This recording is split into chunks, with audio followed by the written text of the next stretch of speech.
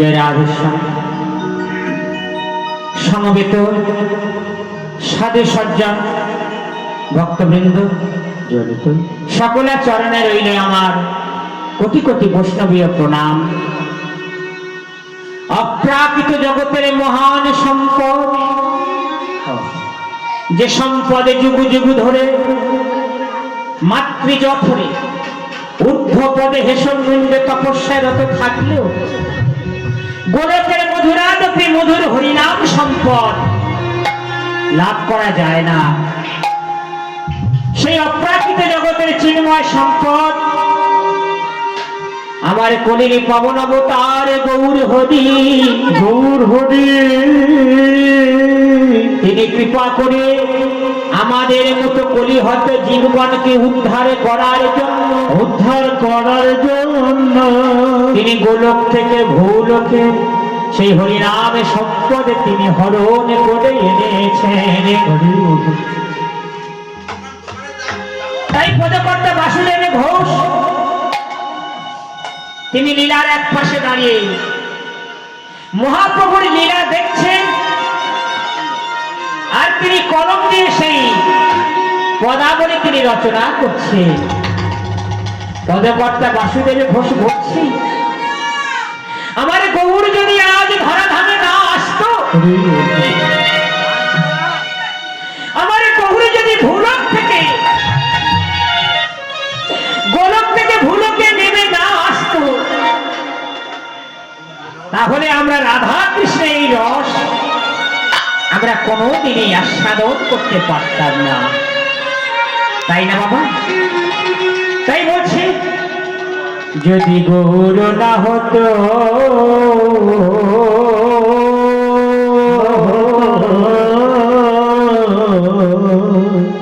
তবে কি হইতো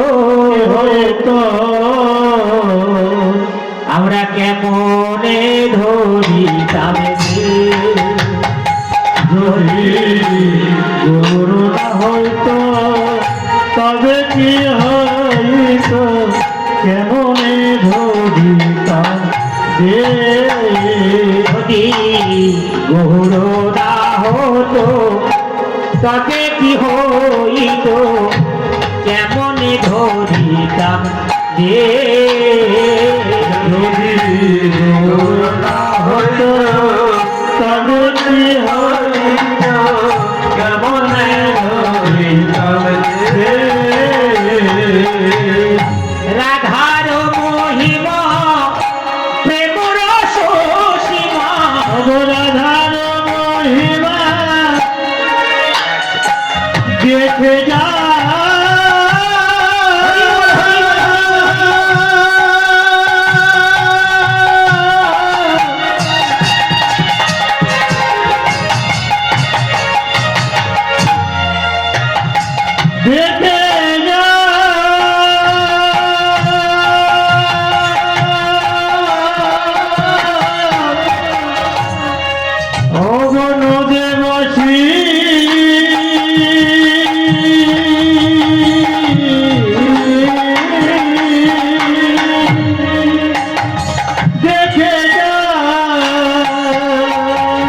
রাধার মহিমা প্রেম রস সীমা রাধার মহিমা প্রেম রস সীমা জগতে জানা তো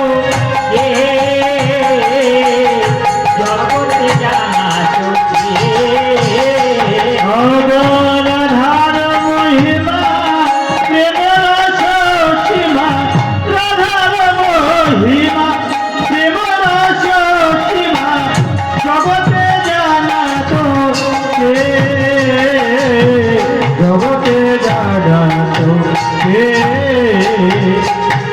রাধার মহিমা কে জানা তো রাধার মহিমা কে জানা তো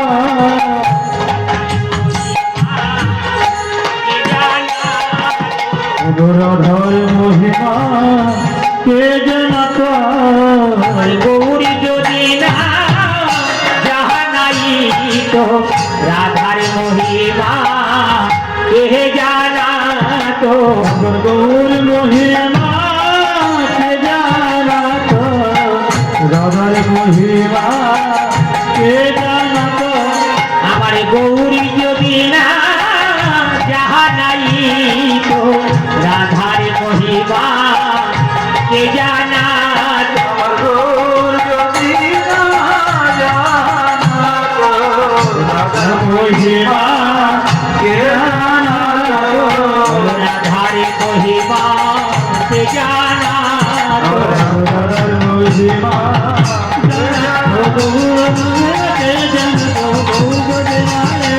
হরি বল, হরি বল, হরি বল।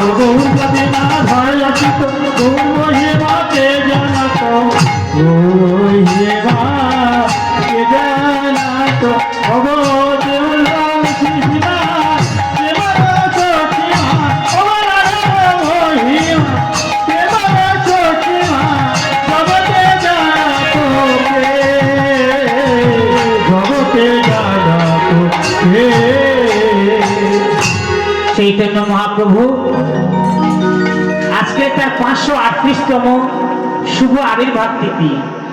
আজ থেকে 538 বছর আগে চৈতন্য মহাপ্রভু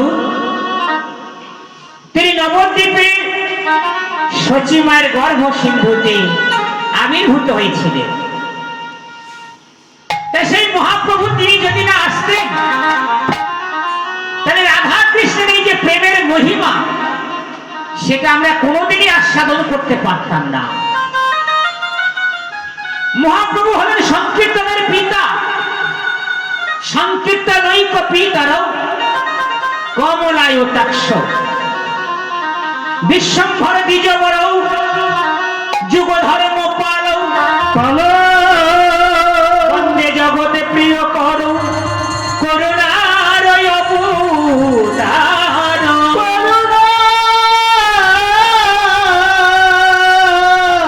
বন্দে জগৎ প্রিয় তার করুণায়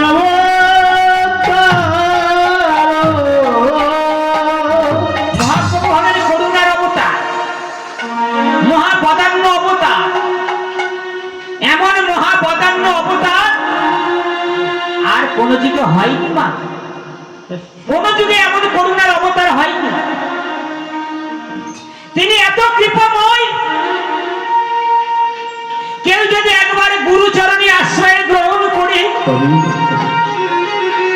গৌর প্রাণ গৌর বলে চোখের জলে ভাসতে পারে, চোখের জলে ভাসতে পারে গৌরী কৃপা কোন বলে যদি কাঁদিতে পারে, কাঁদিতে পারে সেজনে আমার গৌরাঙ্গের কৃপা লাভ করতে পারে। সেজন আমার গৌরাঙ্গের কৃপা লবে করিতে পারে। তাই মা এই কলিযুগ হলো পাপের যুগ। এই ঘোর কলি যখন আসবে তখন চতুর্দিকে শুধু পাপ দেখতে পাবে। কলি ঘোর দিনে সেই ঘোর কলির অন্ধকারে পাপাচারী মানুষগণকে উদ্ধার করার জন্য আমার কলির পাবনে অবতার গৌরাঙ্গ সুন্দর তিনি জীবগণকে উদ্ধার করার জন্য তার প্রাণ কেঁদে উঠেছে। তারপর যুগেতে ভগবান কৃষ্ণ অর্জুনকে অনেক উপদেশ দিয়েছিলেন। বাবা কৃষ্ণ অর্জুনকে বলেছিলেন, অর্জুন তুমি সর্বধর্ম পরিত্যাগ করে কেবল আমার চরণে শরণাগত হও, আমি তোমাকে সর্বপাপ থেকে মুক্তি করে গোলক বৈকুণ্ঠ ধামে নিয়ে যাব। আবার কৃষ্ণ অর্জুনকে বলেছিলেন, মনমোহনা ভাব মদে ভক্ত মদে জাজি মাং নমস্কার। হে অর্জুন, তোমার মনটাকে কেবল আমার ভাবনায় ভাবিত করো,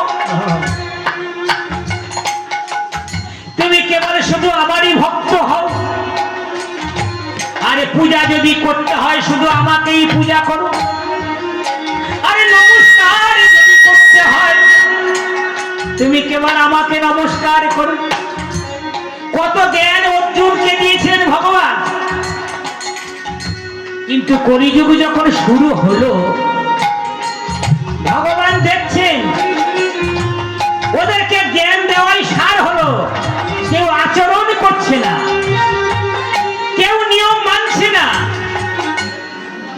তাই ভগবান মনে মনে চিন্তা করলেন আমাকে নিজে আচরণ করে জীবকে শিক্ষা দিতে হবে, আমাকে নিজে প্র্যাকটিক্যালি আচরণ করে জীবকে শেখাতে হবে। তাই স্বয়ং মহাপ্রভু তিনি একাধারে কৃষ্ণ একাধারে রাধা, একাধারে রাধা, রাধার ভাবে কান্তি লয়ে এই কলিযুগে তিনি আবির্ভূত হয়েছেন। কলিযুগে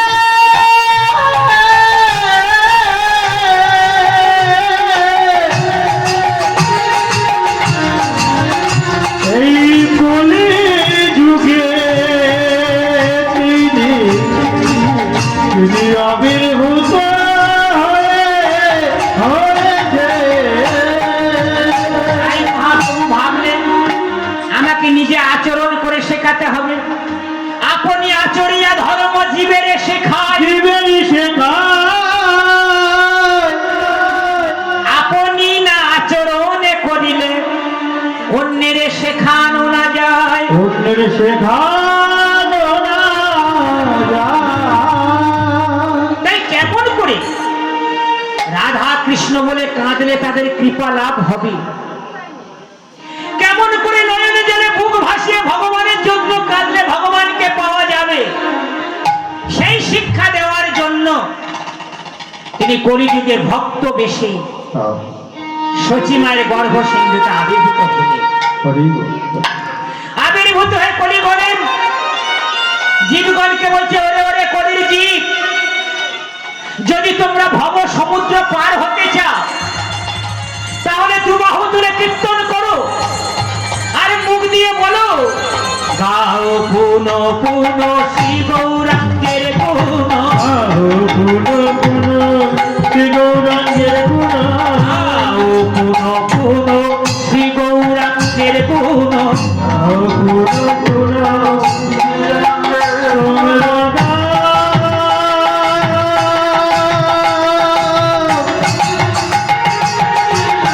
হরি বল হরি বল হরি বল।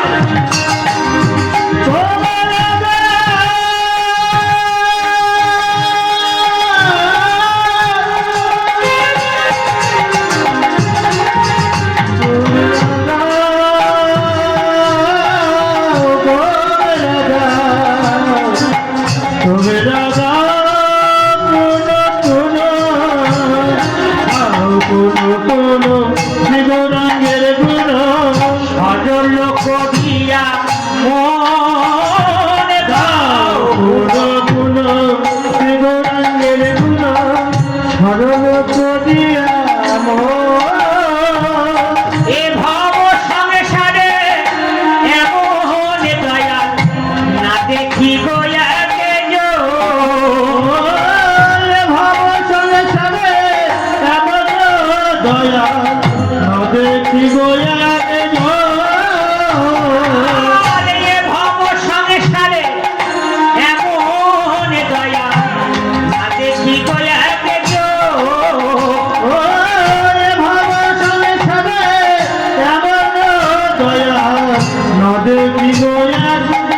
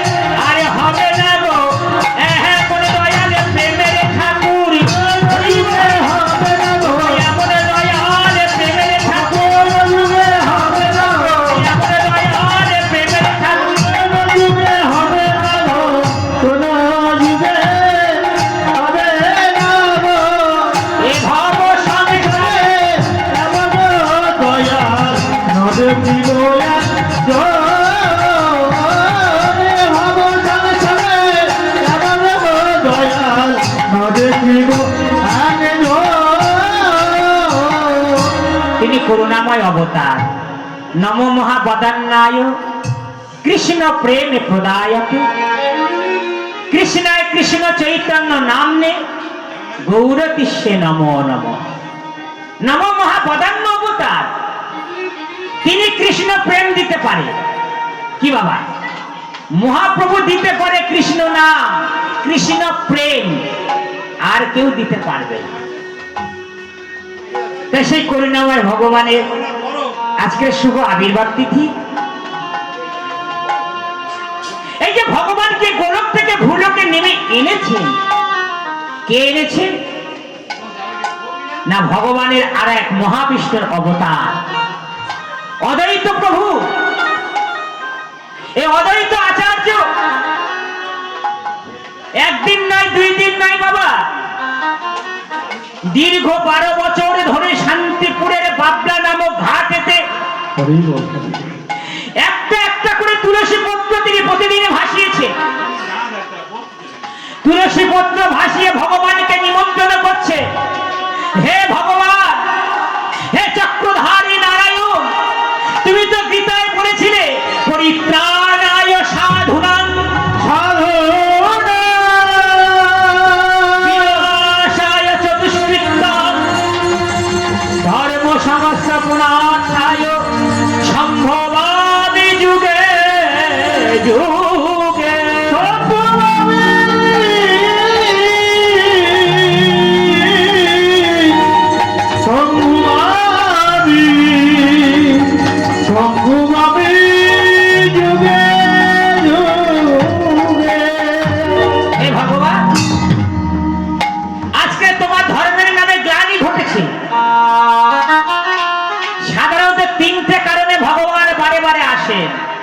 কি কি সেই তিনটে কারণ?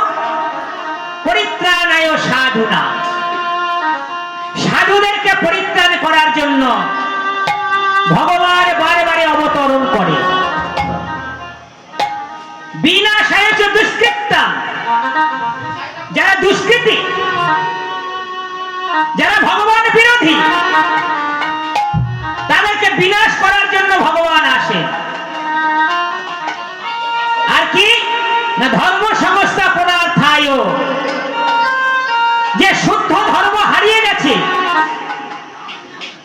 যে শুদ্ধ আচরণ হারিয়ে গেছে, ভগবান ধর্মকে পুনরায় স্থাপন করার জন্য ভগবান প্রতি যুগে যুগে অবতরণ করে।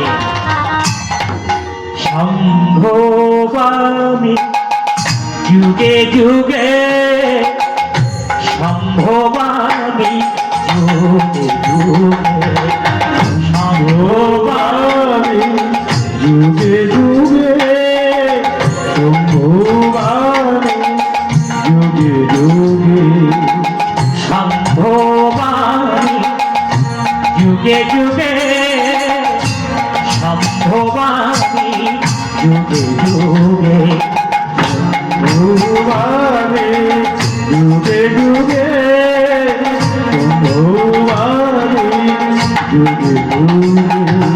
গোবিন্দ আদি পুরুষাম তমহং ভজামি,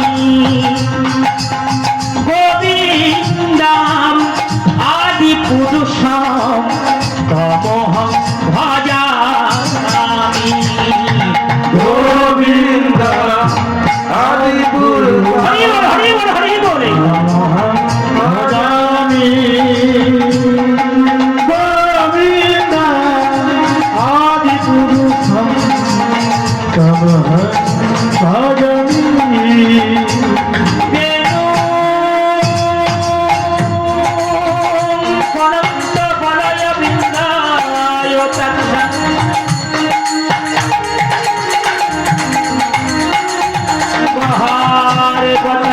সমসিতাম